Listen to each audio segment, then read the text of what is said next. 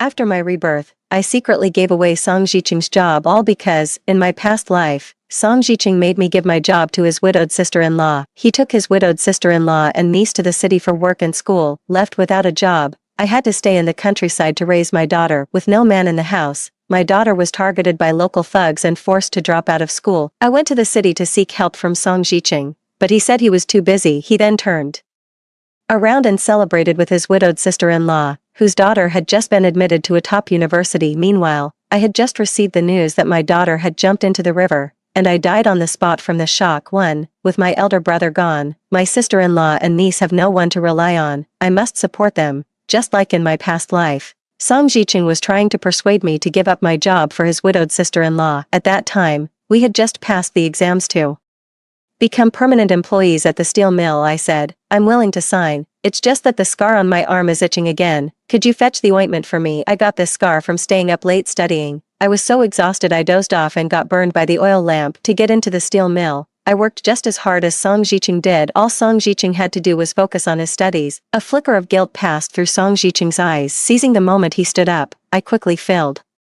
in Song Jiqing's name in the applicant section and folded the application form. Song Jiqing, since you're so concerned about your widowed sister-in-law's helplessness, I'll just let you have your noble sacrifice. Seeing that I had signed, Song Jiqing instantly breathed a sigh of relief and then signed his own name. The transfer of employment requires the signatures of both spouses. I quickly gathered the application form, placed it in an envelope, and sealed it with wax. Song Jiqing didn't suspect a thing. After all, he was once my entire world, and I deferred to him in almost everything. He looked out the window and said, Shu Qing, while it's still early, why don't you take the application form into town? That way, my sister-in-law and I won't be late for reporting to work. Meeting his expectant gaze, I replied, all right. Since Song Jiqing was in such a hurry, I might as well go along with it. Once in town, I handed the application form directly to the factory director. Seeing the official stamp on the application form, a wave of relief finally washed over me. In this life, it was finally Song Jiqing's turn to lose his job and his chance to come to the city. In the previous life, after Song Jiqing got a job in the city, he also promised to bring me and our child to live with him. Later,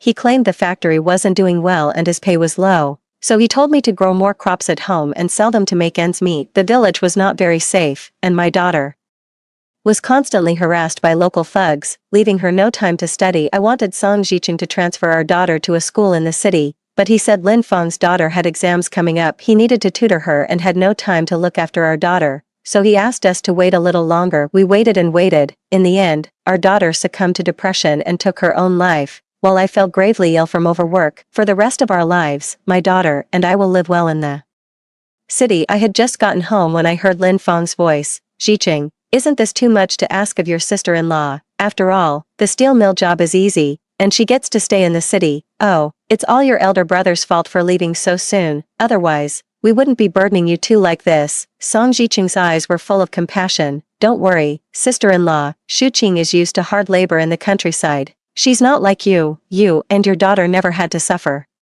while you were with my brother. I promise, even though he's gone, you'll both be taken care of. My heart gave a sudden, sharp jolt. Since Song Jiqing was in poor health, I took on most of the farm work and household chores. Even our young daughter learned to cook and sweep at a tender age, while Song Jiqing only had to teach at the village school each day. We made allowances for Song Jiqing's condition, but in his telling, it became the very reason we were tough enough to endure life in the countryside. It's both ludicrous and absurd. In my past life, I foolishly took his words to heart, and it cost me and my daughter our lives for nothing. I don't know what Song Jiqing said next, but Lin Feng covered her mouth with a laugh and looked up to see me standing in the doorway. Lin Feng always carried an air of superiority around me. She was stylish and elegant, while I was a disheveled mess. Lin Feng waved to me and said, sister-in-law, I'll treasure this job. Please don't be angry with Jiqing over this. Song Jiqing immediately looked at me with nervous tension. Ever since Song Jiqing's eldest brother passed away from illness, depleting the family's wealth and forcing Lin Feng and her daughter to move back from the city to the countryside, he had been constantly reminding me. He said his sister-in-law was from the city,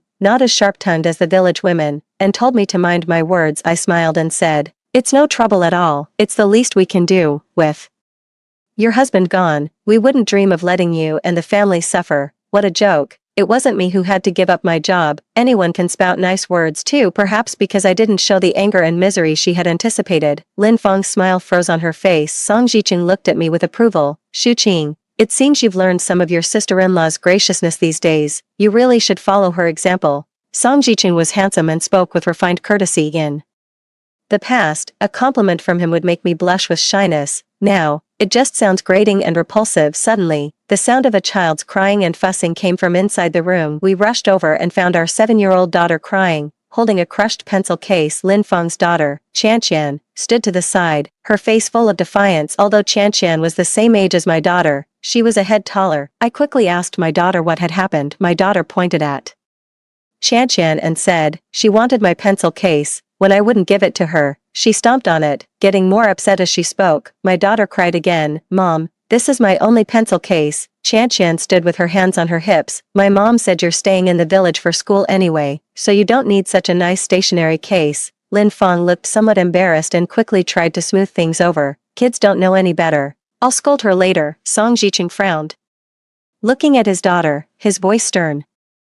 "Xiao Ru, didn't I teach you to be considerate of your sister? She's a guest. What you did was wrong." The daughter hung her head. At a loss, I immediately went to my daughter's side and opened my own backpack. "Sweetie, that old pencil case isn't worth keeping. Mom bought you a new backpack and a new stationery set." Seeing what I was holding up, my daughter's tears finally turned into a smile. Song Jicheng frowned and scolded me. "You shouldn't be so extravagant. Qianqian wasn't wrong. You really don't need such nice things for school in the countryside. Besides, you should have bought 2 sets and brought one for Qianqian too." He then turned to our daughter. "Xiao Ru, do you remember what Dad always says? We need to be considerate of your sister. She's our guest. Go on, give your new backpack and stationery to her, and apologize. Then you'll still be a good girl." Our daughter's little face fell instantly, the light in her eyes snuffed out. Qianqian, looking smug, was already stretching out her hand toward me with a gleeful grin, while Lin Feng said it wasn't right. She still told Qianqian to thank her uncle. The heavy disappointment and helplessness on my daughter's face instantly wrenched my heart. Ever since Lin Feng and her daughter returned to the countryside, Song Jicheng has been favoring them at every turn. The meat and grain ration coupons were to be given to them first,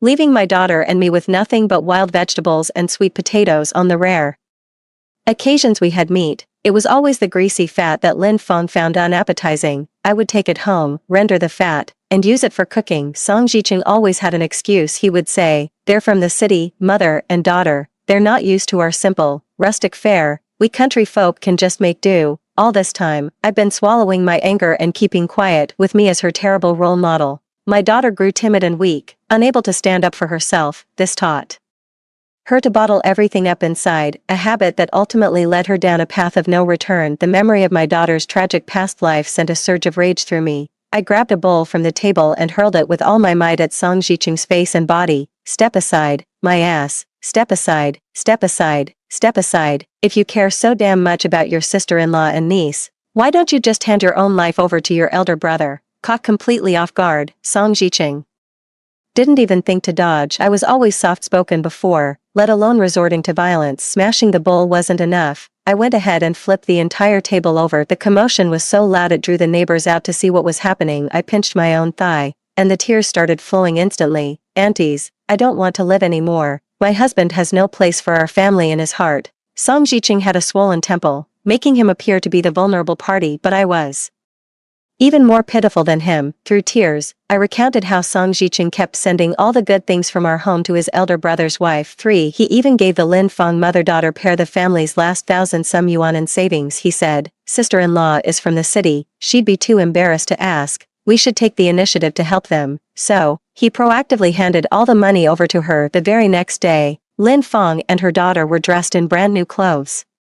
Meanwhile, my daughter and I were still wearing faded cotton blouses. Qianqian twirled around in her new dress right in front of my daughter, declaring herself a little princess and saying my daughter could only be the princess's maid. This left my daughter feeling down for days. At the mention of money, Song Jicheng guiltily lowered his head. The neighbors all shook their heads. "It's normal to help your brother out after he's gone, but not like this. If my husband took the money, I'd raise hell until there was no peace left in the house. Look, in other families, it's the men who do the heavy lifting, but in your house, it's the women who are run ragged, working themselves to the bone. They spare you the hardship, and this is how you repay your wife." Song Jicheng, the village schoolteacher, usually carried himself with an air of aloof superiority, but now, under the pointed stares and whispers, his face flushed a deep, beet red. Lin Feng also made a sheepish attempt to explain, but no one was listening to her. Anyone with eyes could see the difference in a glance. That mother and daughter were plump and rosy-cheeked, while my daughter and I were sallow and gaunt. It was painfully obvious we weren't eating from the same pot. After the neighbors had dispersed, Song Jiqing covered his swollen, reddened face and looked at me with a pitiful expression. Shuqing, it hurts so much. In the past, when he cut his hand harvesting wheat, I would feel awful for ages and never let him work in the fields again. Even our daughter would act like a little grown-up and blow on it for him. Seeing the coldness in my eyes, he couldn't help but shudder. Guilt flashed in his eyes. Shuqing, I know you and our daughter have been wronged lately, but my sister-in-law has lost her support, and my niece has lost her father. They've never known hardship. Can't you find it in your heart to be more understanding? Be understanding. So just because I can endure hardship, I'm supposed to endure it forever. Lin Feng and her niece had been living a life of comfort and privilege. They're down on their luck now, and it's a pitiful sight, but I'm not the one to blame for their misery. I can still vividly recall the scene I witnessed right before I died. Despite feeling unwell, I went into the city to find Song Jiqing. I told him our daughter was being bullied and wanted to drop out of school. Song Jiqing just looked annoyed and impatient. Flies don't go after a crack-free egg. If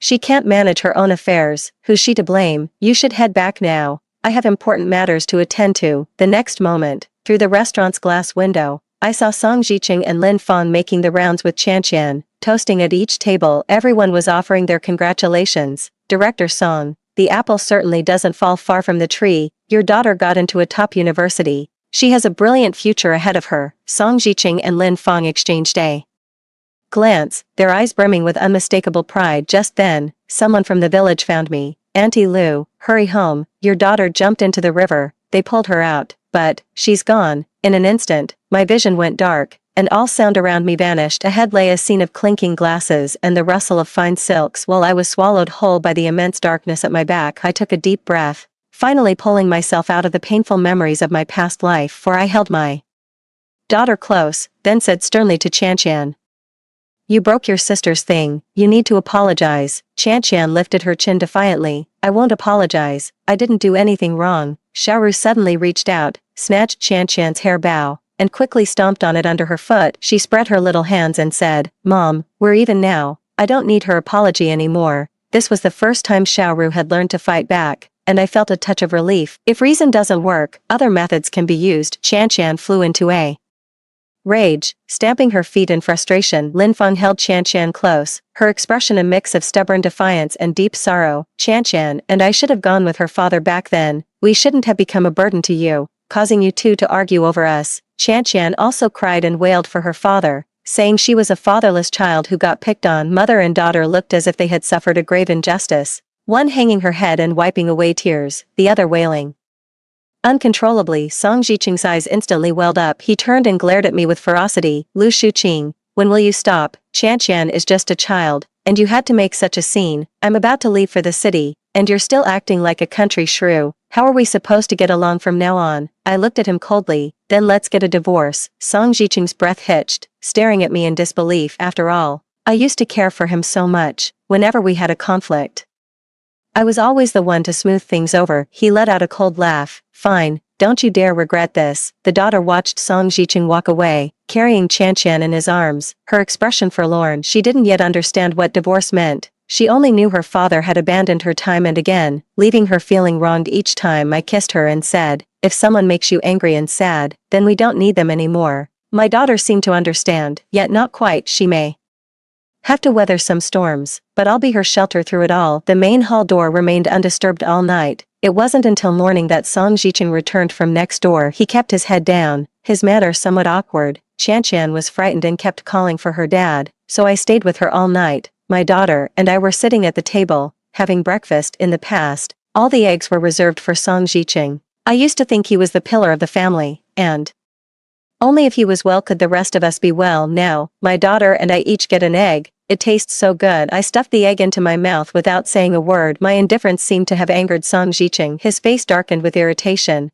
Don't you go spreading rumors and wild ideas like those country bumpkins do. Ever since Lin Feng and her daughter arrived, country bumpkin has been the only thing on Song Jiqing's lips. But the silver lining is, he's stuck here himself, doomed To be the very country bumpkin he looks down on for the rest of his life, I reminded him. Don't forget to file the divorce papers. 5. Song Jiqing's expression changed, and he let out a sigh. Shuqing, I know I've been neglecting you and our daughter this month, and I'm sorry. I know you're just saying you want a divorce out of anger. My sister-in-law and her child are all alone in the world. I can't just abandon them. You're my wife. You should understand and support me. I cut him off.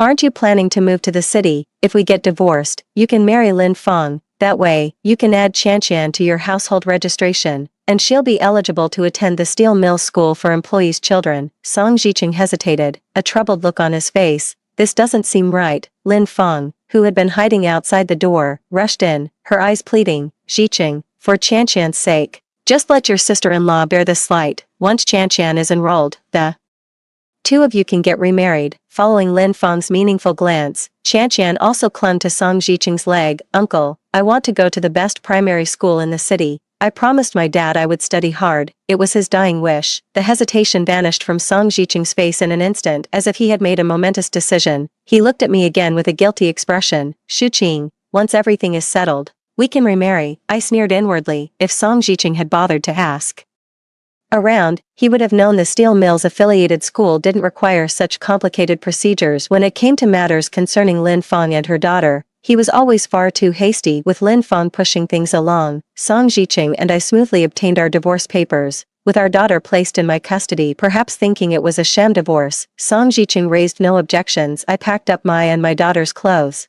preparing to report to the steel mill ahead of schedule. Song Jiqing looked at my assortment of luggage, utterly bewildered. It's just a temporary, fake divorce. Why have you packed up all your things? I blinked. I'm taking Xiaoru to stay with my parents for a few days. Song Jiqing breathed a sigh of relief. You've been a bit on edge lately. Getting out of the house will do you good. Lin Feng, however, looked quite pleased. Jiqing, we really should start packing properly. After all, we're moving to the city in a few days. I just can't get used to anything out here in the countryside. As she spoke, Lin Feng shot me a smug glance. I looked back at her with a faint, ambiguous smile, which seemed to irritate her. She leaned in close to me, with a mix of pity and a hint of smugness. We were never cut from the same cloth. You see, my daughter will grow up a proper city girl, while you and your mother are destined to remain country folk. I pretended to be hard of hearing and raised my voice. Sister-in-law, you say us country folk are dirty and smelly, but the very rice and steamed buns you eat are grown by our hands. How can you stomach them? Lin Feng's face flushed crimson with shame, and she turned to retreat back into the house. Song Jiqing looked dazed for a moment, his eyes on me. Shuqing, you've changed so much lately. I feel like I don't even know you anymore. As he spoke, he reached for my hand. I recoiled instinctively, and a flash of hurt crossed his eyes. Let me take you back to your parents' house later. It's about to rain, and you shouldn't ride your bike in this. I was startled. I had no real intention of going back to my parents' place. My parents are very traditional. They're bound to make a big fuss when they find out I'm divorced. I was just trying to think of an excuse to get out of it when Qianqian came clattering into the room. Uncle, I want to go to town to buy some apples. We've already finished the ones you bought us the day before yesterday. Mom says an apple a day keeps the doctor away. Qianqian tugged on Song Jiqing's arm, whining sweetly. 6. Song Jiqing turned his head away, a bit awkwardly. Last month, I had asked him to pick up some discounted fruit on his way home. Our daughter had been a bit constipated lately, and I'd heard fruit could help, but he just said folks from the countryside only needed to drink more water and shouldn't be so fussy. Song Jiqing glanced at me, as if wanting to explain. Shuqing, Qianqian was used to having it before. Don't worry, when I go into the city, I waved my hand, cutting him off. Go ahead and buy it. I understand, we're divorced. Whatever he does is none of my business. Qianqian, humming a tune, sat on the back of Song Jiqing's bicycle and made a funny face at her daughter. This princess is going to eat a lot of fruit, and the maid gets none. Song Jiqing looked at his daughter with an apologetic expression, as if he wanted to say something. The daughter turned her head away and declared loudly, I don't want to be a princess, I want to be a queen.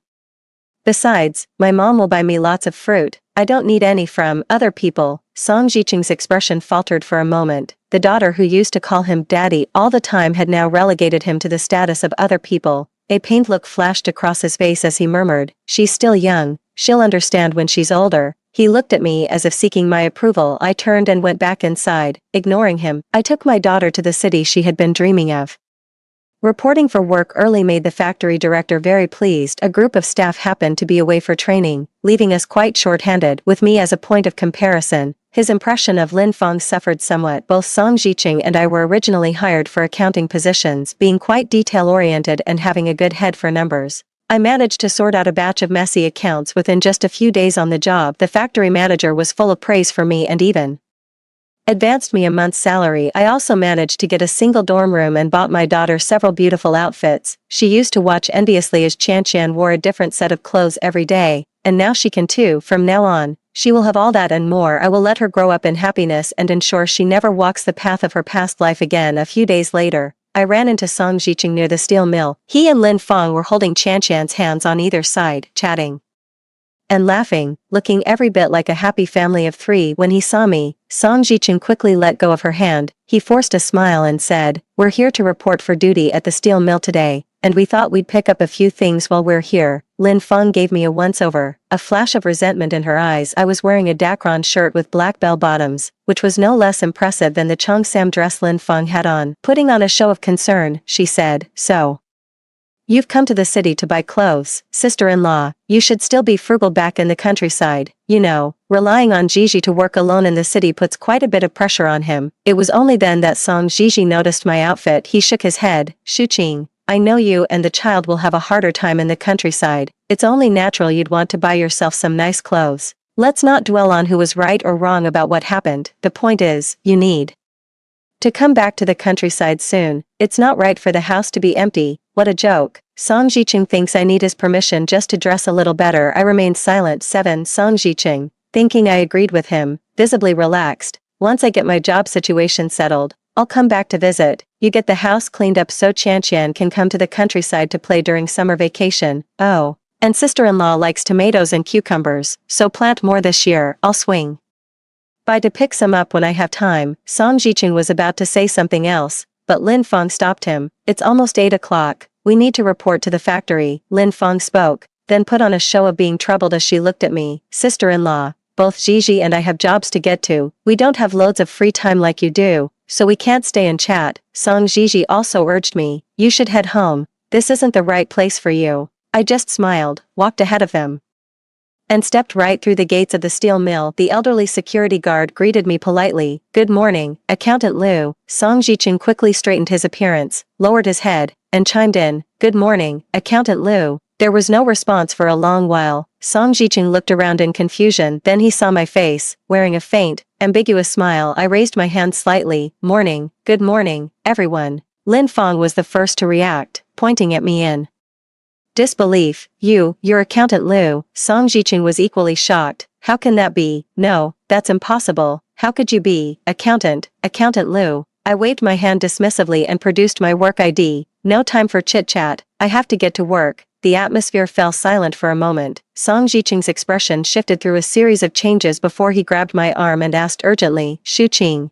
you must be here at the factory to check things out early for your sister-in-law, right? Moron, you're insane." I shoved him away with a kick. The security guard stopped Song Jiqing warily. "Who are you? What's your business here?" "We're, here to report for work. Please state your names." "That's odd. Your name isn't on the list of new staff." 8. I hurried to my workstation. What happened next was relayed to me by a colleague after making a scene at the factory gate. Song Jiqing and Lin Feng had no choice but to accept the fact that only Lin Feng would be getting the job. Getting into the factory also required passing a routine assessment in her past life. With Song Jiqing's help, Lin Feng had barely managed to scrape through in this life. She would have to handle some minor accounts on her own. Despite having some basic knowledge, she had neglected it for so long that she got everything wrong. The factory manager shook his head, rejected the application, and returned all of her documents. I knew Song Jiqing wouldn't let it go. Sure enough, as soon as I left the steel mill after work, someone grabbed me. Song Jiqing was a far cry from his confident self that morning. His face was haggard,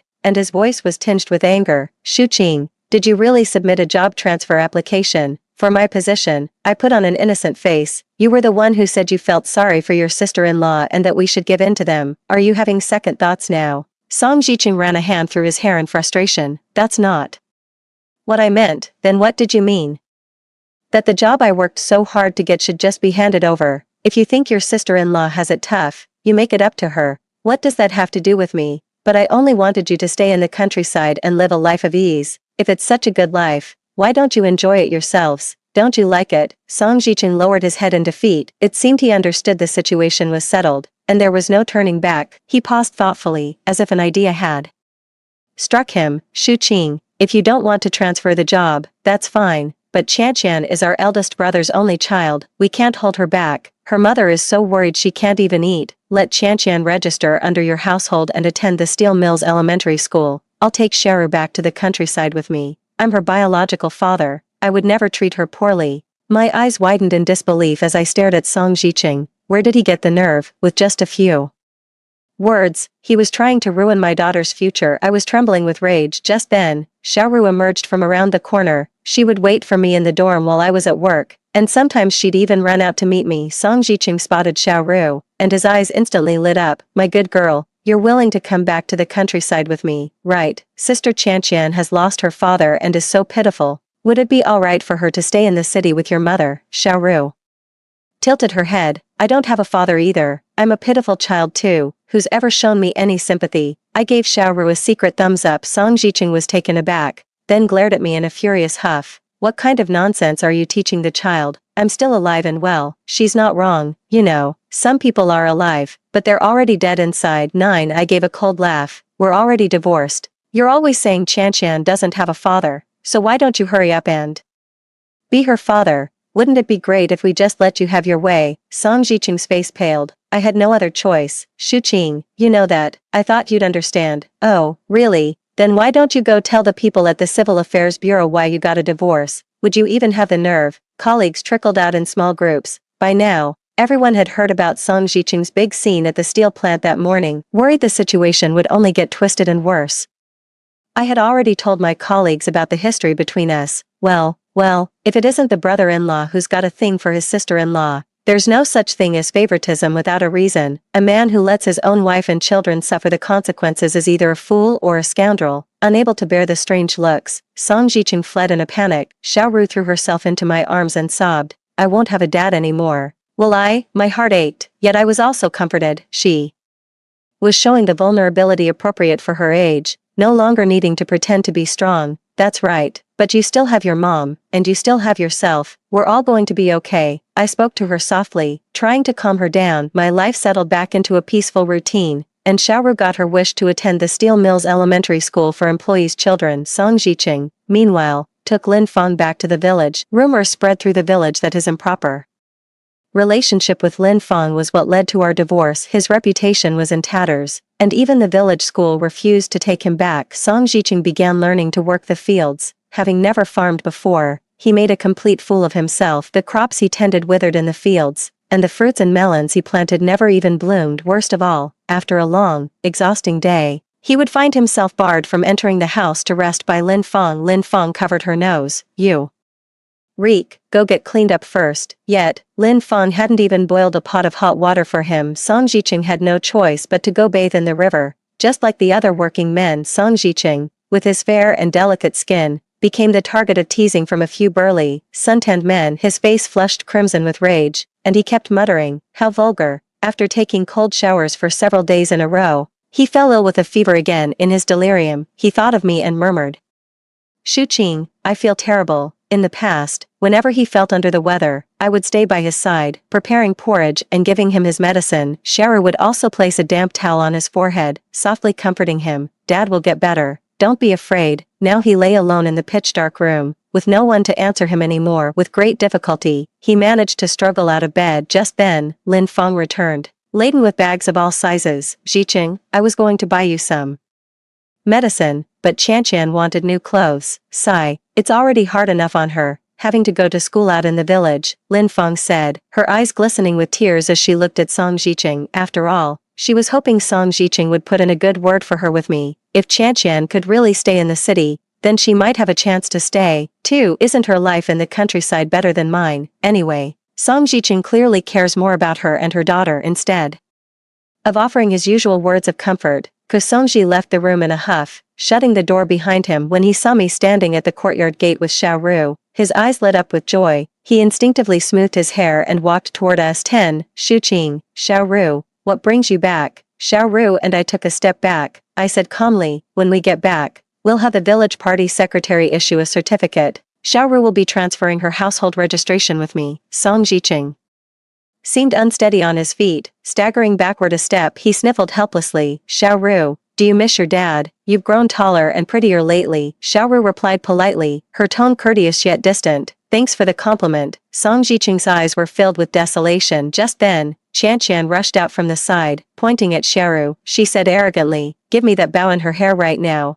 or I'll have my uncle punish you. Xiao Ru didn't show a hint of fear. Why should I give you what's mine? You have to give me your things. That's what uncle said. He's your father. How dare you disobey him? All the good stuff in your house always went to me first anyway. Xiao Ru rolled her eyes. I'm not going to argue with an idiot. The scene felt all too familiar. Song Jiqing seemed to remember something, his face flushing with shame. He grabbed Qian. Enough, go to your room. Being scolded for the first time, Qian burst into tears and began pounding her fists against Song Jiqing. I want my dad.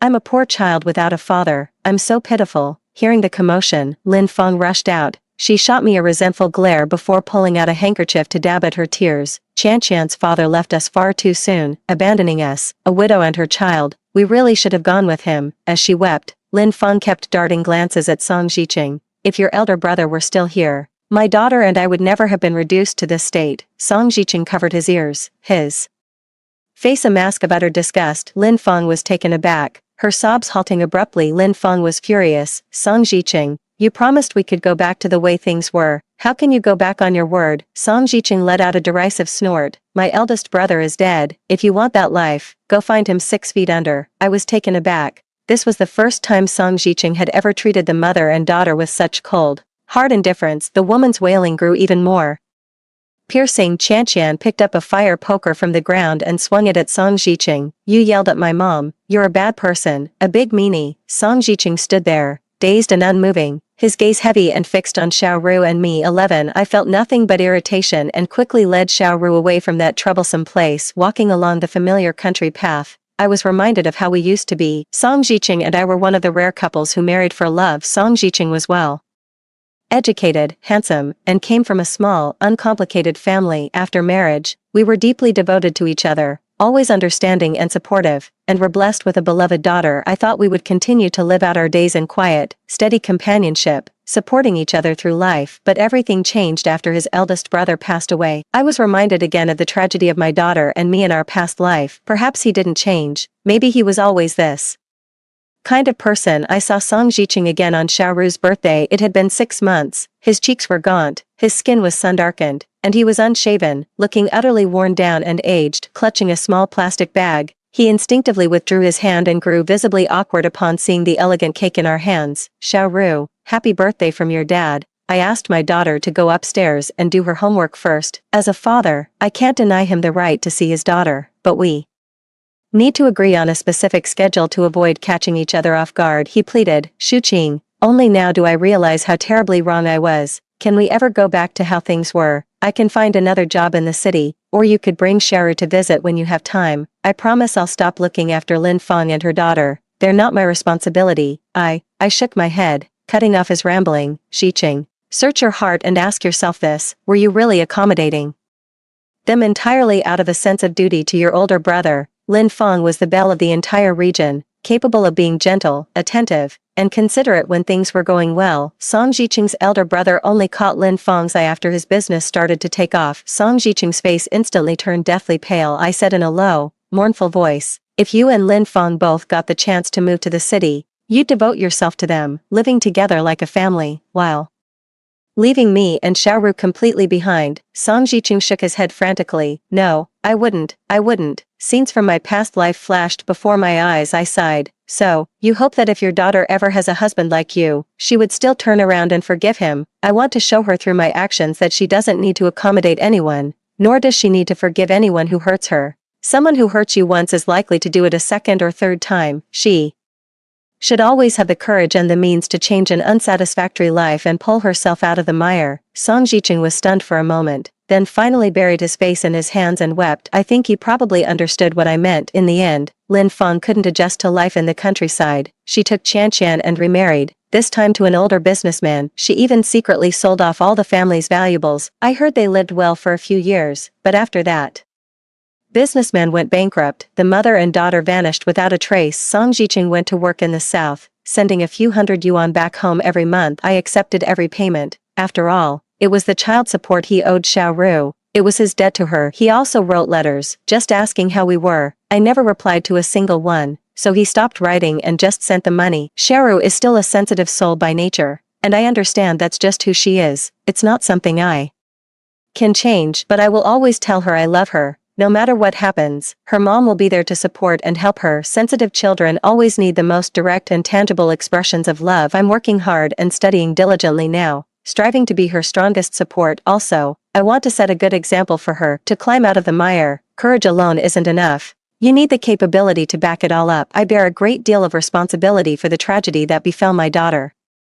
In our past life, back then, I was busy with the farm work. Deep down, I suspected Song Jiqing probably didn't want anything to do with us, yet I kept praising him to my daughter and making excuses for him. It felt like brainwashing myself. I couldn't accept the reality of being abandoned. Now I understand. When a mother is strong, her child can be fearless. 10 years later, my daughter was admitted to a top university as she had hoped, and I was promoted to workshop foreman. Amidst the clinking of glasses, the hall was filled with a sea of guests. My husband and I, with our daughter in tow, made our rounds, toasting at each table, receiving the guests' blessings. In a daze, I caught sight of a figure by the window, watching us with a desolate, lost look. I looked up, and there was the face of Song Jiqing, whom I hadn't seen in years. Compared to my own graceful aging, he looked so much more weathered and worn. Past and present converge. The difference is, this time, we are the ones standing in the light. The end. Story 2. During the earthquake, Jiang Xinyan pushed me into the rubble to save his beloved. Thankfully, I'm tough and survived. My best friend was exasperated, begging me to stop loving Jiang Xinyan. Xing. Jiang Xinyan didn't even care if you lived or died. Please, stop liking him. In a daze, I asked, Jiang Xinyan, who's that? Some NPC character. I've lost my memory.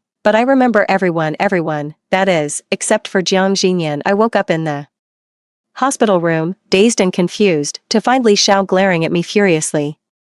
The first words out of their mouth were dripping with sarcasm. Well, look who finally decided to join the living. You really would throw your life away for a man, wouldn't you? What man? I was completely bewildered. But to Li Xiao, my confusion just looked like stubborn defiance. Qing, I mean it, enough is enough. What is Jiang Xinyan worth to you? Are you really willing to risk your life to save him? Not to mention, he's overseas right now, keeping his first love company. You don't even cross his mind. As she spoke, Li Xiao, who was always so tough, began to choke up. She took hold of my hand. Tears fell in big drops onto the back of my hand as she sobbed. Xing, do you have any idea how close you came to dying? I'm begging you, please, can't you just stop liking Jiang Xinyan? I'm starting to wonder if Li Xiao is getting hooked on those murder mystery games again. Who is Jiang Xinyan? Is that some NPC character? Completely baffled by what I was hearing, I voiced my confusion. Xiao, what on earth are you talking about? Who is Jiang Xinyan? Is that a character from a game? Li Xiao's sorrow froze on her face, her mouth forming a perfect O. Thinking she hadn't understood, I repeated myself. Immediately, she frantically pressed the nurse call button to summon a doctor. The doctor gave me a thorough examination and finally reached a conclusion. I had amnesia, and not just any amnesia.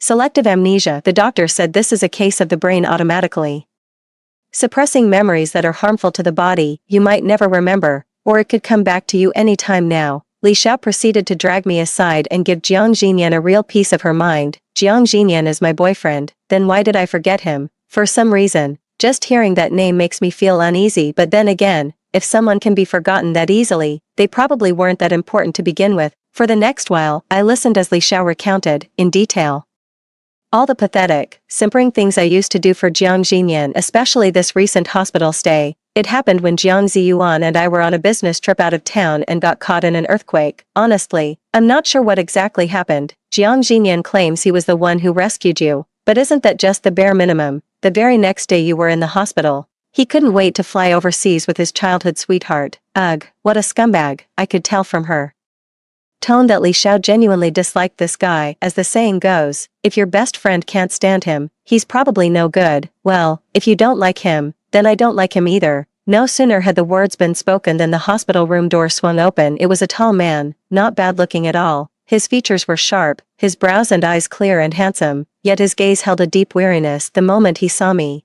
A mocking smile tugged at the corner of his mouth. Qin Jing, you seem perfectly fine to me. I don't see any sign of amnesia. Who is this? I shot a questioning look at Li Xiao. Her tone was sharp. Jiang Jinyan, why don't you just wait until our Xingjing is dead before showing up? Me, huh? Does someone have to die? The next moment, it dawned on me. So this is Jiang Jinyan, my boyfriend. I tried hard to search my memory for anything about him. Unfortunately, I genuinely can't remember. Even face to face, I didn't feel a single flutter of my heart. It was like meeting a complete stranger. Jiang Jinyan walked to the bedside, sighed, and took my hand. My instinct was to pull away. Xingjing, please don't be like this. I know I shouldn't have saved Qianqian first during the earthquake, but she's a cellist. If she got hurt, her career would be over. Besides, you're perfectly fine now, aren't you? Can we just drop this? I really wanted to tell the person in front of me that I wasn't faking it, and I wasn't making a scene. From Li Zhao's account, I got the general picture. I used to be deeply in love with Jiang Jinyan. I cut ties with my family for him and stood by his side as he built his business from the ground up to become the sought-after young CEO he is today. As for He Qianqian, she's Jiang Jinyan's childhood friend,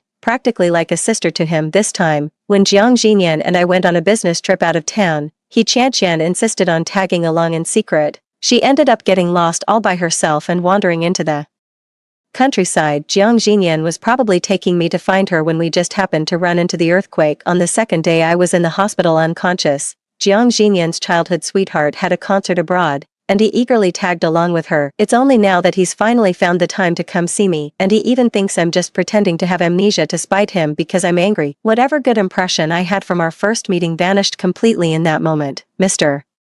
Jiang, is it? I really don't know you. Please keep your hands to yourself and mind your manners. I pulled my hand away and, quite naturally, took a wet wipe from nearby to clean the spot he had grabbed. This scene, however, cut Jiang Jinyan to the quick. Xingjing, please don't be angry anymore. I know I was wrong. I really do. From now on, I promise I'll always put you first. Okay. I frowned and didn't answer. Li Xiao, thinking I was wavering and softening, shot back with sharp words. Jiang Jinyan, how many times have you said that? Every time you hurt Xingjing, you pull the same old routine. Aren't you tired of it? Don't think for a second that Xingjing is just some soft-hearted pushover you can fool. I'm a bit embarrassed. Are people really that love-struck? Just then, the sound of high heels echoed from outside the door. A charming woman came into view dressed in a pink suit. Her face was a picture of remorse. She burst into tears before she could even speak. Brother Jinyan, it's all my fault. You shouldn't have saved me. I made you and Sister Xingjing argue. I'm so sorry, so sorry. With every apology, she bowed to me. Large teardrops fell to the ground, making her look utterly pitiful. Jiang Jinyan shielded the person behind him, carefully wiping away her tears. Cici, this isn't your fault. I chose to save you. Why are you apologizing to her? Li Xiao trembled with anger, her words growing even more biting and sarcastic. Oh, of course it's not your fault. I wonder who it was that insisted on driving around alone in the dead of night, got lost and didn't think to call the police. What good is finding Jiang Jinyan? Is he a cop? And you just had to drag Xingjing into it too? Yeah, no blame on you at all. I looked at the woman shielded behind Jiang Jinyan. Even in the face of such biting sarcasm, she showed not a trace of shame. In fact, I caught a glimmer of smugness and pride in her eyes, yet the words she spoke were as delicate and pitiful as those of Lin Daiyu. I shouldn't have worried about Jinyanji driving out alone so late at night to find him, and ended up dragging Xingjingjia into this mess, she said, looking at me, a faint, involuntary smile curling at the corner of her lips. Xingjingjia, please don't fight with Jinyanji because of me. Don't let me come between you two. If you're angry, I can kneel for you.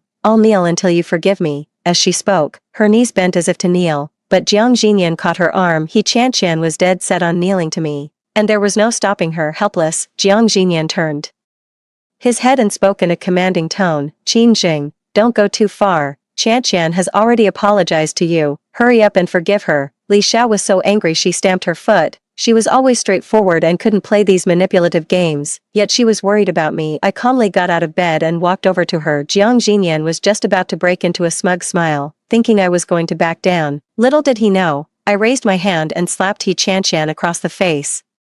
After the slap, I even shook out my wrist. If you're truly sorry, shouldn't you be at the mercy of the person you wronged? Consider this slap my forgiveness. Now get up. He Qianqian was stunned. She hadn't expected me to actually hit her, and she was on the verge of tears again. What are you crying for? Wasn't this apology supposed to be sincere? if you're not happy, feel free to slap me back. Just as I braced myself for whatever trick she might pull next, her eyes rolled back and she fainted. Jiang Jinyan was absolutely furious. I was mentally calculating my odds of being able to take him in a fight. Qin Jing, do you have to be so aggressive? I see it now. You're using your amnesia as an excuse to torment Qian on purpose. She always said you had it out for her, and I didn't believe her. Now I see it's true. Still got time to chat, if you don't get your little sweetheart out of here. I swear I'll slap her again. Li Xiao took a decisive step to stand by my side. Jiang Jinyan's face was thunderous as he carried He Qian away. After he left, Li Xiao probed me a few more times. Only when she realized I genuinely had no feelings for Jiang Jinyan did she finally breathe a sigh of relief. Then, a new worry struck her. Do you remember anyone else? She asked. About so many people. From my elementary school teachers to my current colleagues at the company, I answered every single one of them. I even remember the company I co-founded with Jiang Ziyuan, but I don't remember him at all. For the next few days, Jiang Jinyan didn't come to see me. Instead, he sent a few text messages. At first, I didn't know who it was. There was no contact name saved on my phone, just a string of numbers. Qin Jing, I'll let this one slide for now. But you need to apologize to Cece. She's a cellist who performs on stage. If her face had been scarred, you couldn't have handled the consequences. It's only because Cece is gracious that she's not making a big deal out of this. I've already apologized to you for what happened. That should be enough. Do it for me. At least, just apologize to Cece, and we can put this whole thing behind us. Stop pretending to have amnesia. It's such a childish act. Do you hear me? Where does he get the confidence to think I'd still want him? After a moment's thought, I just blocked Jiang Jinyan. Later, out of sheer boredom, I searched for He Qian's name on Weibo. What popped up, however, was this hashtag Jiang Jinyan and He Qian hashtag. The perfect couple. He Qian, the youngest cellist. He Qian versus Jiang Jinyan, the sweetest intellectual romance. I couldn't help myself and searched for Jiang Jinyan and Qin Jing again. Well, it's complicated, to say the least. It's all from paparazzi leaks, suggesting Qin Jing may have interfered in the relationship between Jiang Jinyan and He Qian. Don't even bother reading the comments, they're all bashing me. I clicked in and saw they were all burner accounts. You can tell at a glance they're paid trolls. If I recall correctly, Jiang Jinyan and I are still together, aren't we? His actual girlfriend is getting smeared by paid articles, and he's busy stirring up a fake romance with someone else. I'm better off without a boyfriend like him. Before I was discharged, Li Xiao drilled it into me. Don't you dare go soft on him again. Since you've already forgotten, just break up with that scumbag already. I can find you 10 new guys in a heartbeat. I stood in awe and replied, yes, ma'am, I want someone over 180 centimeters tall, with an 8-pack, and 18 years old. After being discharged, I returned to the home that lives in my mind. After entering the password and opening the door, I unexpectedly saw two people I had no desire to meet. Human, looks like they're cooking. Jiang Jinyan was wearing an apron, with He Qian assisting him nearby. If I hadn't entered the correct password, I would have thought I'd come to the wrong home. Hearing the noise, Jiang Jinyan turned to look. He Qian deliberately leaned closer to him, feigning a flustered look. Sis Jingjing, what brings you back so suddenly? Oh, don't get the wrong idea. I just asked Jinyan to teach me how to cook. Nothing happened, I swear. Her words had a distinct "the lady doth protest too much" quality to them. Jiang Jinyan frowned slightly but said nothing. If there's nothing going on between those two, I'll eat my hat. Logically, I should be furious to see my own boyfriend with another woman. Yet, my heart remains utterly calm, without a single ripple of emotion. Judging by their ease, it's clearly not the first time. Oh, it's nothing. I'm just here to get my luggage. Please, carry on. While packing, I realized most of the things in the house belonged to Jiang Jinyan. All my own belongings could fit into a single suitcase. Jiang Jinyan was standing behind me at some point, silent. You scared me. His eyes were fixed on me, and as we passed each other, he grabbed me and pulled me aside. Qin Jing, have you had enough of this? Cece is right. If you really had amnesia, how could you possibly remember the way home? Jiang Jinyan scolded me for being unreasonable. You knew back then, I didn't mean to leave you behind. Cece has loved playing the violin since she was a child. If something happened to her because of me, I'd never forgive myself. A thought suddenly occurred to me. You only nearly died, but she nearly lost her entire career. Jiang Jinyan, right, whether I have amnesia or not is irrelevant. When a couple doesn't contact each other for 3 days, it's a de facto breakup. Please don't look for me anymore. Anyone with eyes can see what's going on between you and He Qian, and the truth is, I really don't like you anymore. Let's just part ways amicably. With that, I turned and walked away. Jiang Jinyan stood there, stunned. The moment I closed the door, He let out a cold laugh. Fine. A breakup it is. Don't you dare regret this, Qin Jing. After moving out, I hailed a cab and went straight to Li Xiao's place. After I told her what had happened, Li Xiao looked at me with the proud expression of a parent watching their child grow up. Then another thought occurred to her. If you're breaking up with Jiang Xinyan, what about the company? Are you going back? You built that from the ground up. Are you really just going to hand it over to Jiang Xinyan and that little homewrecker? Of course not. Business is business, and personal feelings are personal feelings. So, the next day, I went to the office as usual. I had barely sat down when my secretary hesitantly handed me a document to sign. Hire He Chanqian as the company spokesperson. The secretary was sweating bullets, stammering as he explained it was Jiang Xinyan's idea, and now it only needed my signature and approval. 10 million a month. Has he lost his mind? For that price, I could easily hire an A-list actress with far more value than her. Tell him the request is denied. My secretary's eyes widened involuntarily, as if she couldn't believe what I had just said. Was I really that much of a lovesick fool before? Whenever Jiang Xinyan was involved, everyone around me seemed to expect me to back down. Not long after, He Chanqian burst into my office in tears. She keeps begging for my forgiveness, telling me not to let my anger affect my work. This is about me not signing her endorsement contract, isn't it? Others might not know what's going on, but she certainly does. Most of He Chanqian's fans lack purchasing power, and about 50% are fake accounts. I'd be better off hiring a D-list celebrity for the endorsement. In terms of commercial value, I wouldn't even pay $1 million for it. Sister Xingxing, all my fans know I'm supposed to be the company's spokesperson now. If you suddenly replace me, what will they think? You can't mix personal feelings with business. Brother Xinyan will be furious if he finds out. TCH. She barged into my office, all weepy and dramatic, and every word out of her mouth was pure provocation and threat. It's like if I upset her, I'll be in for a world of hurt. What does Jiang Xinyan's happiness have to do with me? Business is business, personal is personal. Surely you're not deluded about your own abilities. You just threw some money around to hype yourself up as a cello prodigy. Have you really lost all self-awareness? If I spent 10 million on you, I'd get a better return hiring a dog. He Chanqian. A person needs self-awareness. Don't be blind to your own station. If it weren't for Jiang Xinyan, do you really think you'd have the right to barge in here and speak to me? He Chanqian's expression instantly shifted. She glared at me furiously, then in a flash, her face transformed into one of pitiful vulnerability. Tears streamed down as she covered her face with her hands, squatting down and sobbing with shuddering breaths. A sense of foreboding washed over me just as I feared. The next moment, Jiang Xinyan threw the door open in a rage and barked at me.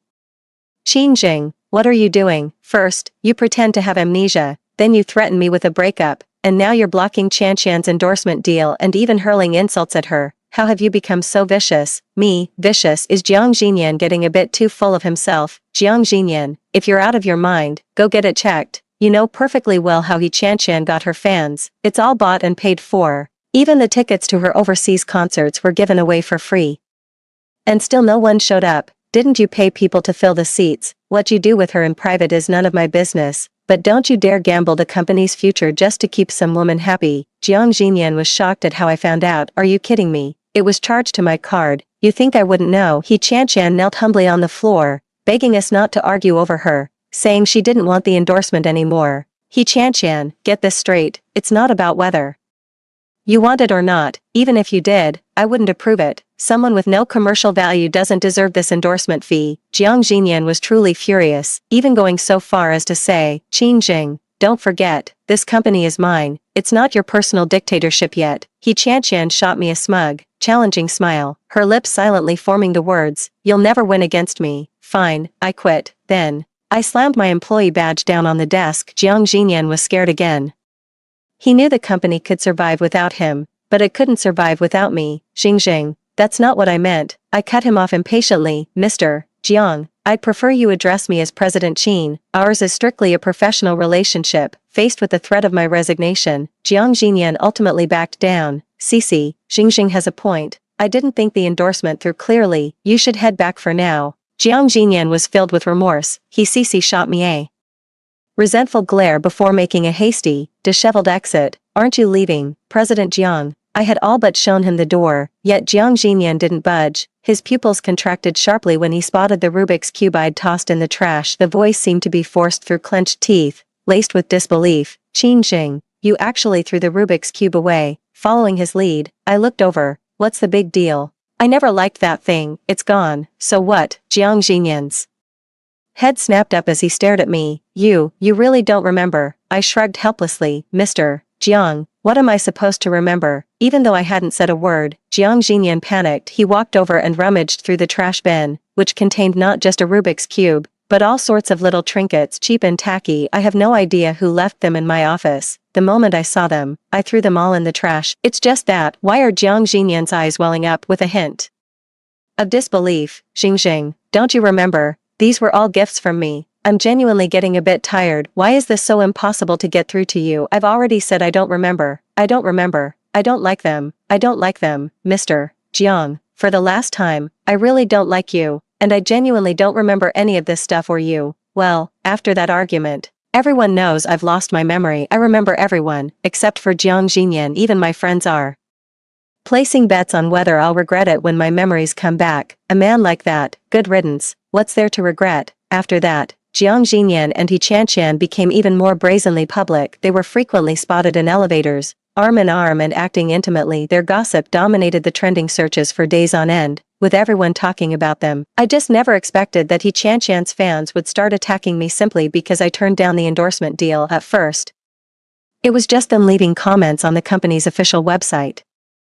Fire Qingjing, or I'll never buy a single thing from your company again. Just because Qingjing has a crush on President Jiang, she abused her power to cancel Chanqian's endorsement out of personal spite. How awful for Chanqian. Fire that bitch. A woman's jealousy is truly terrifying. Just because you can't have what you love, you have to destroy someone else. He Chanqian doesn't have many fans, but they're making a huge fuss. She personally stepped in to explain, my dearest fans, please stop attacking others on my behalf. Even though the deal fell through at the last minute, the contract wasn't signed yet, so of course they could choose someone else. I'm not upset, thank you all so much. TCH, this wasn't stepping in to explain, it was clearly meant to push me to the peak of public scrutiny. Because of this, the company even convened a shareholders meeting. As I'm sure you're all aware, He Chanqian doesn't have that level of commercial value. Not signing her is actually a win for the company. Furthermore, I have a more suitable candidate in mind. I presented the candidate I had prepared in advance, the international superstar, Shen Che. The shareholders exchanged glances. President Qin, of course it would be fantastic to get Shen Che,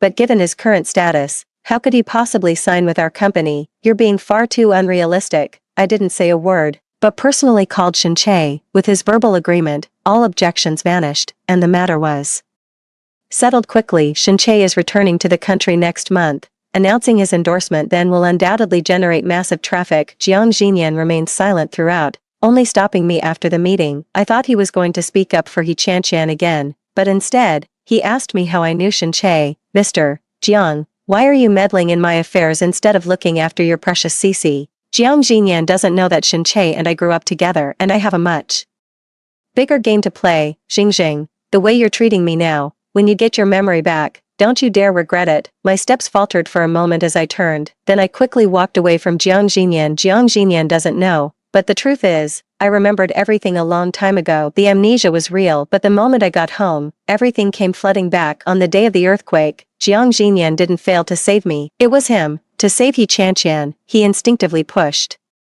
me away. Do you know what ground fissures are like? At that moment, I lay on the ground and watched the earth split open with my own eyes, like a gaping mouth that swallowed everything in its path. In the blink of an eye, the earth closed shut, swallowing the people and things within, burying them forever in its depths. I was pinned under a great tree that had fallen by the roadside, unable to escape, unable to cry out. I could only watch helplessly as Jiang Xinyan grabbed He Chanqian's hand and fled in panic. I don't know how long passed before the tree was lifted off me. The sight of the firefighters, the very embodiment of safety, was the last thing I saw before I finally blacked out. I was with Jiang Xinyan for 6 years. I cut ties with my family for him and started the business with him from the ground up. When the company was at its lowest point, I begged my friends to throw some business Jiang Xinyan's way. In the beginning, before He Chanqian came along, Jiang Xinyan and I had a very good relationship. Later, the company went public, and He Chanqian returned to the country. It was just like the return of the white moonlight in a novel. The male lead lost all reason, instinctively favoring the white moonlight in his heart. Time and again, he abandoned me and chose He Chanqian. She's just like a little sister to me. Don't overthink it. He tacitly allowed He Chanqian to fuel their on-screen couple rumors, even when I was misunderstood as the homewrecker who hurt their Relationship. Jiang Jinyan still urged me to swallow my pride and endure it. I was foolish back then. Despite the deep disappointment and hurt in my heart, I did it all for love. I endured it until that earthquake. I've finally seen Jiang Jinyan for who he really is this time. I'm taking back what's rightfully mine. The day Shin-Che returned to China, Weibo crashed because of him. We had the company announce the endorsement deal immediately. Ride the wave of his popularity. The first endorsement deal for an international superstar upon returning home is, naturally, the center of everyone's attention. I went to pick him up at the airport and was almost swallowed up by his fans. It probably won't be long before videos pop up on marketing accounts, showing Shin-Che getting into a strange woman's car alone, sparking rumors of a relationship. Shin-Che, that's enough. Just waltzing right in like that. Are you trying to get me killed? Even after all these years apart, there's not a trace of unfamiliarity between us. The man before me had a head of vibrant, multicolored hair, skin better maintained than my own, and a pair of peach blossom eyes that, with a single smile, could utterly captivate one's soul. Little Xing. It's just that after all these years apart, I couldn't wait a moment longer to see you. Damn it, I'm about to be charmed into a silly grin. If Shin-Che hadn't gone abroad, given our family backgrounds, we might have actually ended up together. It's just a shame. Times have changed, the contract's ready to sign. Stop the chatter, I said, sliding the document over. A faint smile played on Shin-Che's lips as he signed it without even glancing, the pen scratching swiftly across the page. Aren't you afraid I'll sell you out? He looked out the window with a careless air, shooting me a glance that seemed to say, you wouldn't dare. Alright, I wouldn't dare. I'm afraid Shin-Che's fans would tear me to pieces. I was just going to drop Shin-Che off at home, but he insisted on coming to the office with me. As soon as we got to the office, the female staff went crazy. Even my usually composed secretary was swooning over him. I suspect this guy came here on purpose just to show off. While I was showing Shin-Che around the company, he suddenly brought up, so, where's that boyfriend of yours? What's his name? Jiang Jinyan. We broke up. Seriously. Why do I get the feeling you're happy about my breakup? Shin-Che awkwardly rubbed the bridge of his nose, his eyes avoiding mine. I just went over and gave him a headshot. Don't play dumb. You think I don't know you came out of the closet? Exactly. The biggest reason Shin-Che and I aren't together is because this guy likes men. Shin-Che's dark eyes settled on me, and he seemed to say very softly, I should have known better than to lie to you, you idiot. But I didn't quite catch that. Shin-Che caused quite a stir at the company, and of course, Jiang Jinyan found out. He insisted on treating us to a meal, citing the rules of hospitality. As if he'd lost his mind, Shin-Che agreed without a second thought. So, it's me and Shin-Che, Jiang Jinyan and He Chanqian. Our eyes met. I see. They're trying to use Shin-Che to pave the way for He Chanqian. President Jiang, aren't you going to introduce the lady beside you, your new girlfriend? I presume. You two make such a lovely couple. Here, let me propose a toast to you both. Shin-Che went on without a pause, leaving Jiang Jinyan no opening to deny it. He Chanqian was all too eager to cement this perceived relationship with Jiang Jinyan. After the meal, I excused myself to use the restroom, and He Chanqian followed right after me. She blocked my path, looking at me sideways with a smirk curling at the corner of her mouth. Qin Jing, you really are something. You break up with Jinyan one moment and are with Shin-Che the next. That contract with him, you didn't sleep your way into it, did you? I gave a scornful laugh. You think everyone is like you. Then I turned and walked away. He Chanqian looked very uncomfortable, as if I had hit a nerve. Someone like her is just digging her own grave. Shin-Che was suddenly picked up by his agent, and Jiang Jinyan, for some inexplicable reason, insisted on driving me home. He even left He Chanqian behind on the spot. I asked him how he could be okay with letting his precious little sister go back alone. She's an adult.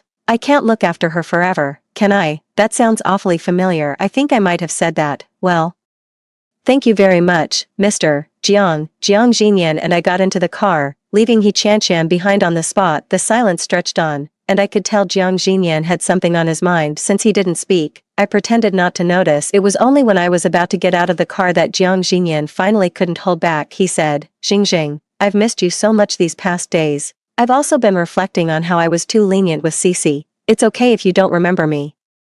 I can start pursuing you all over again, I joked. With all the rumors about you and He Chanqian, I don't want to be mistaken for the other woman. But Jiang Jinyan took my words a different way. Xing, I understand now. Wait for me. I don't know what Jiang Jinyan said to He Chanqian, but she actually came forward on her own to clear up the rumors. She said they were just good friends who grew up together and asked everyone not to misunderstand. TSK, he's really looking out for He Chanqian, isn't he? If he were the one to clarify things, He Chanqian would likely be labeled a clout chaser, and if netizens dug deeper, she'd be cemented as the other woman, but of course, I'll have to return the favor. I spent a fortune on a massive army of trolls, who flooded the comments section with claims that Jiang Xinyan had a girlfriend of 6 years. Soon, netizens dug up the entire history of my relationship with Jiang Xinyan. Here's the tea: remember the earthquake in the neighboring county a while back? He Chanqian went to find Jiang Xinyan. In the end, Jiang Xinyan left with He Chanqian, and his girlfriend had to be rescued by firefighters. What kind of just friends go stargazing together?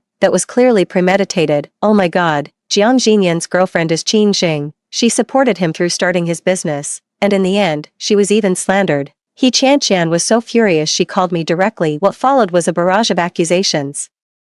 Qin Jing, was this your doing? Did you deliberately get Jinyan to force me to clarify, and then hire people to smear me? Are you trying to ruin me? To be honest, I did it on purpose. Why shouldn't she have to endure what I went through before? Besides, isn't that the truth? Jiang Xinyan knew it was me. Of course, I didn't try to hide it at all when I did those things. Not only that, but it was also exposed that He Chanqian's credentials as a cellist are completely fraudulent. The scoop is, during her performances, the music being played is actually someone else playing backstage. He Chanqian is just faking it. She can't play a note. And about her studying abroad, I saw her when I was studying overseas, working in a shady entertainment venue. Yeah, you know what I mean. Her reputation was entirely bought. It's utterly worthless in reality, which is why Qin Jing refused to be the sucker. He Chanqian has gone viral though, in a different way. She's been dragged into the spotlight. She's even afraid to leave her house now. Terrified of being recognized, Jiang Xinyan seems to have locked horns with Shenche. Shenche asked me out to dinner, and Jiang Xinyan was right there waiting for me downstairs. Shenche came to pick me up from work, and Jiang Xinyan deliberately found an excuse to make me work overtime if I didn't have my own agenda. I really wouldn't want to deal with them anymore. But this wave of publicity, combined with Shenche's endorsement, has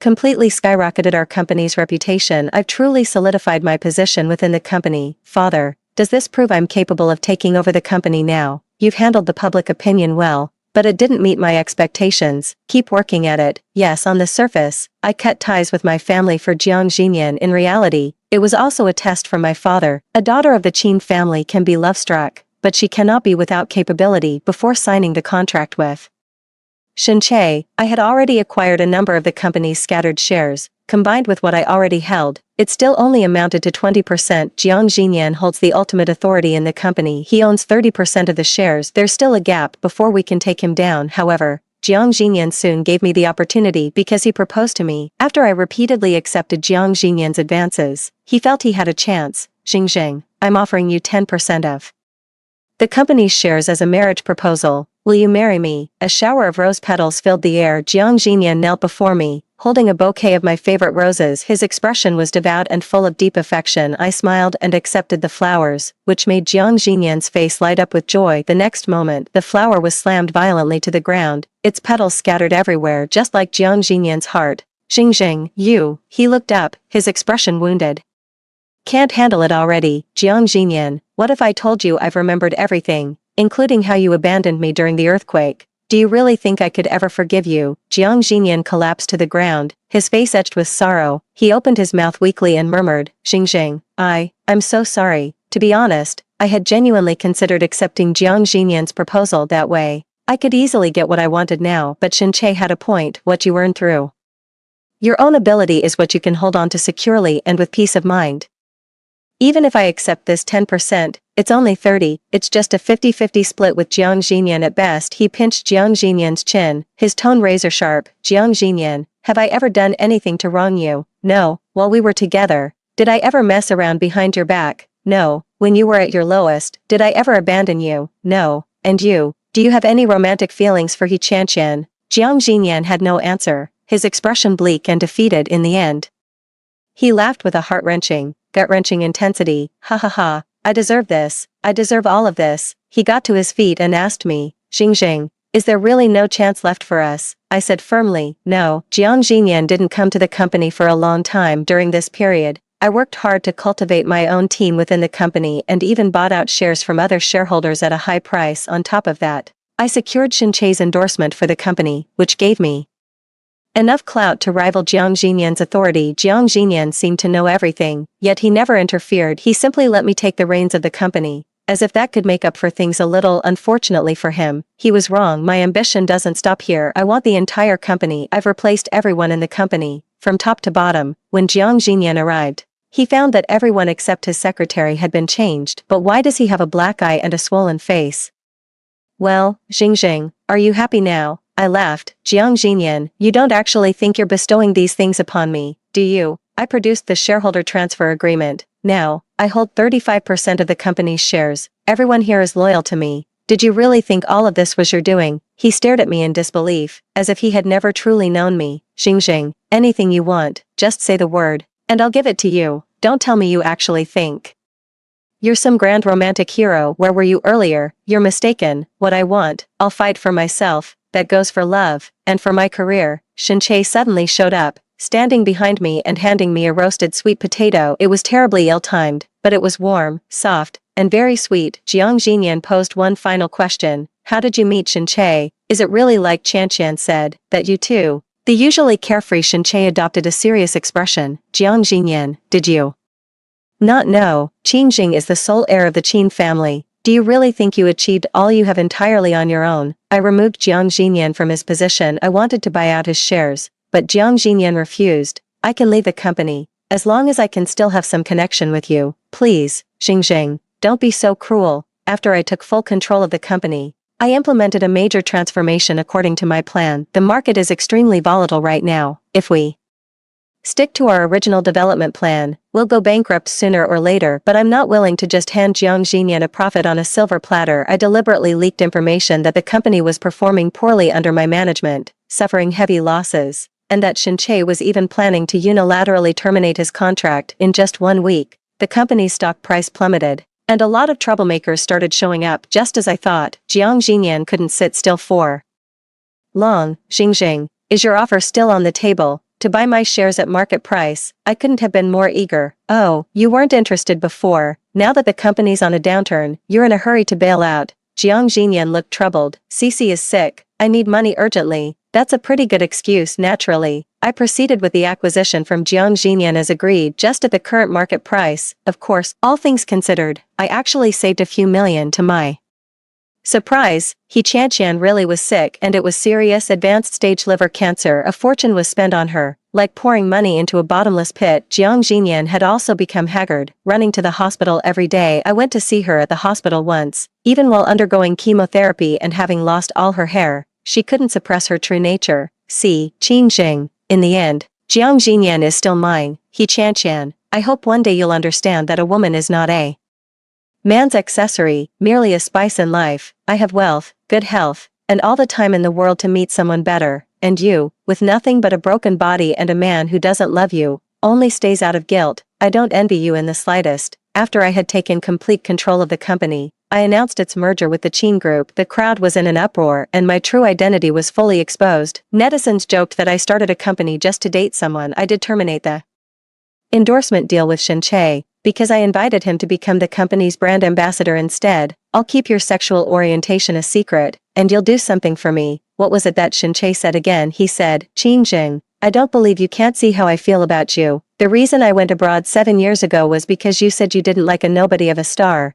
That excuse I used to brush off other women. Don't tell me you actually believed it. You were using me, Qin Zheng. A pang of guilt washed over me. I was the one who encouraged Shinche to go abroad back then. I knew he would become an international superstar sooner or later, and that he would eventually be a great asset to my career. But that doesn't mean my heart didn't skip a beat back then, even if it was just for a fleeting moment. Shinche saw he had hit the nail on the head and insisted I give him an explanation. He was furious that day, and all our friends were there. Qingjing, I left when you told me to. You turned around and started dating another man, using me to make your ex jealous. I accepted all of that willingly, but now, you've achieved your goal. Are you still going to ignore my feelings for you? Sometimes, meeting a clever man can be a real headache. Under Shinche's relentless pursuit, I reluctantly agreed to go out with him. Who would have thought this guy couldn't keep it to himself? He posted about it on Weibo that very night. At Qingjing, meet your sister-in-law, Shen Che has a lot of fangirls, but they all sent their blessings in unison, seemingly happy that he finally won over the girl he loves. Wah, who would have thought? Big bro finally got together with the one he likes. This guy's no good. It took him 7 whole years to win over his wife. Best wishes.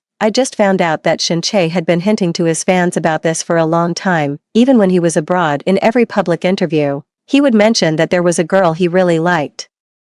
But he just couldn't win her over at first.